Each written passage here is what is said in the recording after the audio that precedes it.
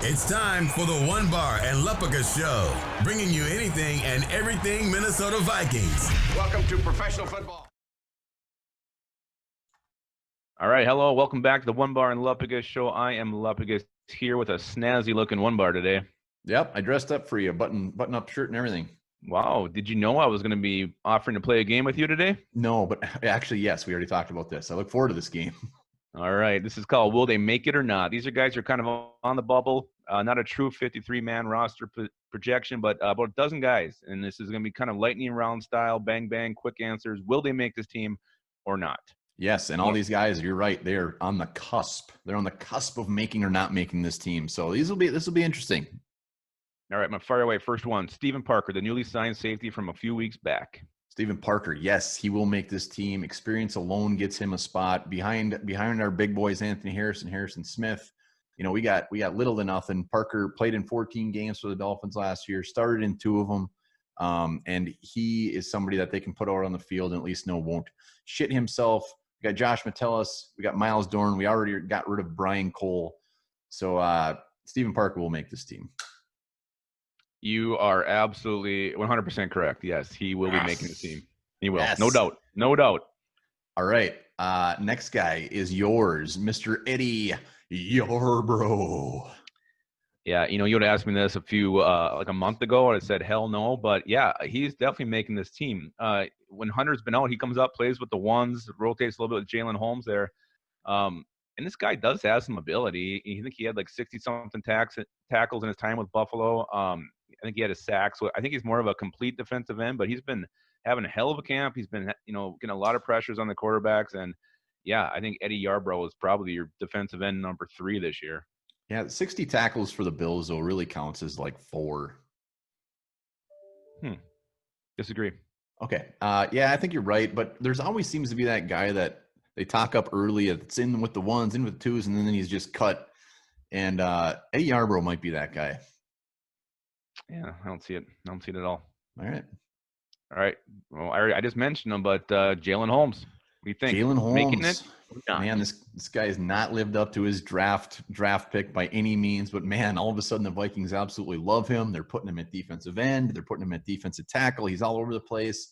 And we know how much they love guys that you can move around. So, yeah, he's going to make this team, no doubt. He'll be probably one of the top backups at defensive end. And who knows, whatever they do at that rotational for defensive tackle, I'm sure he'll get some sniffs at D tackle too. So, yeah, I mean, kind of like Eddie Yarbrough. If you were to ask me about Jalen Holmes a month or so ago, I'd say that he's got a long way to go, but he's he'll make the team. Yeah, and I think you touched on it. The big reason is that versatility, to be able to play D end and D tackle. That'll be enough to get him over some guys like Hercules Madoff or whoever. So to me, that's enough, and I think he makes it. All right, you're up. Our 4th round beast of a defensive tackle, James Lynch. You know, this is weird. I haven't heard a sniff about this guy in any camp note articles out there. I haven't heard anything about him. I have no idea how he's doing. I know he was a 4th round pick, but that does not guarantee you a spot on the team. Don't do it. I'm going to do it. At this point, I'm saying James Lynch is going to end up on the practice squad. He's not going to be on the active roster. Wow. That it's not that shocking, unfortunately. Our defensive tackles is just this mixed up bowl of stew. We don't know what we have in there. It's going to be very interesting, but you're right. He hasn't gotten any love. And he's a guy that can get after the quarterback. I had really high hopes for James Lynch. I hope he has a nice second half of training camp. Does anybody really like stew? I'd love to see that in the comments. I love stew. Like, you would actually want to. I mean, I understand on a cold day, but who really wants to go have a big bowl of stew? Oh, you just take some bread or garlic bread and dip it in there, that brown shit, whatever that is. Oh, I love stew. All right. Is it me now asking you? I think it is. Yeah. Another new face in Vikings camp, Hardy Nickerson Jr. Hardy Nickerson Jr. Boy, you know, when you look at our linebacker depth, it is gross. Unlike Stu, it's very gross. Ben Gideon's still on the pup. We don't know if this dude is even going to play. And behind him, what do we got? We got David Reese, Jordan Fair. So yes, I have Hardy Nickerson making this team again. He's got experience. He's a guy that can play on special teams. He adds depth. So Hardy Nickerson Jr. will be in purple. Yeah, I agree. And I think the only reason is because we don't know what's up with Ben Gideon. Like you said, I mean, he might hang him up because he had so many concussions last year. He failed his physical. Who knows what's going on there? I wouldn't be surprised if he did actually end up retiring. And if he does, that opens the door for Hardy Nickerson to make the team because he's got a little experience. So, yeah. And, the Vikings have made it a thing to sign some scrub linebacker every week. So I'm sure next week we'll sign another one. We had Quentin Poling. He went on the IR. We brought in David Reese. They're scrambling. They're scrambling for depth. Hell yeah. All right. You are up. All right. The speedster, the guy making waves.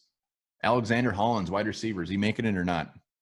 Yeah, I think he does. He's been really impressive in camp. And it all depends. It comes down to really how many receivers the Vikings keep.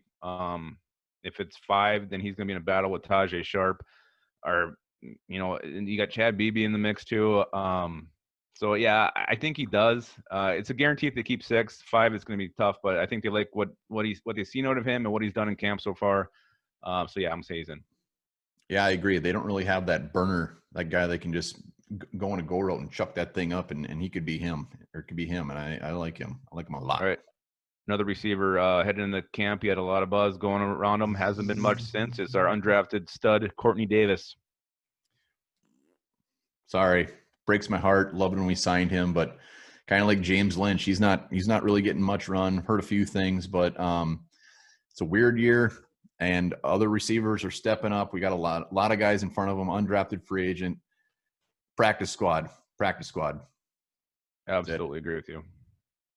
Sad. I love that guy. All right, next up, Bush Brett Jones.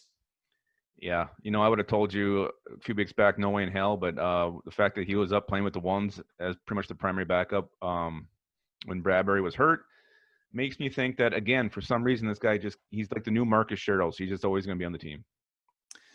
Yeah, I'm actually going there on the other side of things. They've had worked so many people out at center. Dakota Dozier. Who else did they have there? They had someone else working on at center. I don't think he makes the team. I think this is the final year of Mr. Jones. I think he gets the boot. Just the fact they've signed him again makes me think that they have some kind of plan for him. No, they'll probably sign him again next year. All right. Your boy, the Conkadonk, Tyler Conklin. Is he in or is he out? Shoot. Conk is in, man. Kubiak loves tight ends. Of course he's going to make the team. That's it. Conklin he's very underrated. He's an athletic tight end. You won't see the field much. He's got two big boys in front of him, but he has very, very good depth. And Brandon Dillon isn't having an overly fantastic training camp. So, yes, Conkadonk is in. Yeah, it comes down to those two. I think they're only going to keep 3. I know you think they're keeping 4, but I think they maybe go with Conklin and put Dillon on the practice squad this year. All right. Next up, Amir Abdullah, my boy. I love Amir. I mean, I didn't love Amir Abdullah. I started to love him last year, just how good he was on special teams. But with KJ Osborne there and other guys who I think can be the gunner, Chris Boyd's making the team. He's a good gunner. I think Metellus is going to be a great special teamer. Troy Dye is going to be a great special teamer, which all results in Amir Abdullah being expendable and getting the axe. Yeah, unfortunately, I have to agree. I love Amir Abdullah. I loved watching him as a gunner last year, but we're just fine at running back. We're stacked, and when it comes to special teams, like you said, we're gonna have other guys that can step in and fill his shoes. So I will miss Amir. I will miss him a lot. Hell yeah. All right, another undrafted stallion. I know you're a big fan of this guy when we signed him. Safety, Miles Dorn. Miles Dorn, a thumper, loves laying the wood. He's got great ball skills. No, he's not making the team. Yeah, he's not. Same thing we said about Stephen Parker. I mean, Metellus is probably going to make it over Dorn. Undrafted free agents we all know it's going to be very, very tough. Practice squad for Mr. Dorn, but I do love him. Yeah, we finally heard a little bit about him the other day in practice, so he's getting out there. But, yeah, I think Metellus and Parker will be the guys we keep, so I agree. All right, last guy, final 5th-round pick, Harrison Hand. Yeah, I'm just going by what I read and what my gut's telling me. Oh, yuck. And, yeah, it's getting bigger.